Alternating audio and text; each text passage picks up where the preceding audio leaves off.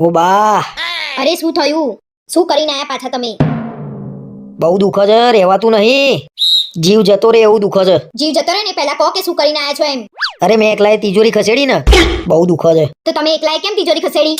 અને કોની તિજોરી ખસેડી આયા છો? બહાર બેઠો તો રિયા ભાભીએ બૂમ પાડી કે તિજોરી ખસેડી આપશો. એટલે તમે દોડ્યા છો શક્તિમાન? અને તમે ભોગવો ને એ લાયક ના જ છો. ભાઈ તિજોરી ખસેડી આલી એમાં શું ભોગવવાનું? અને તિજોરી ખસેડી આલી એ ગુનો છે? તિજોરી ખસેડી એ ગુનો નહીં, પણ રિયા ભાભીની તિજોરી ખસેડી ને એ ગુનો છે. આટલું બધું દુઃખ છે અને તું મારી જોડે ઝઘડો કરું છું. અરે તો શું લેવા દોડ્યા તા બાહુબલી? જાવ રિયા ભાભીને બોલ્યા આવો કમર દબાવા. આહા, જોરદાર મોકો મળ્યો. બહુ દુઃખ છે, રહેવાતું નહીં. ફોન કરી રિયા ભાભીને. જોયું? આટલું દુઃખ છે ને તોય આટલા દુઃખમાં આ માણસ મોકો ગોતે છે. અરે તે કીધું રિયા ભાભીને ફોન કરો, કમર દબાઈ આપશે એટલે મેં કીધું. પછી તું કહું છું મારી વાત નહીં માનતા.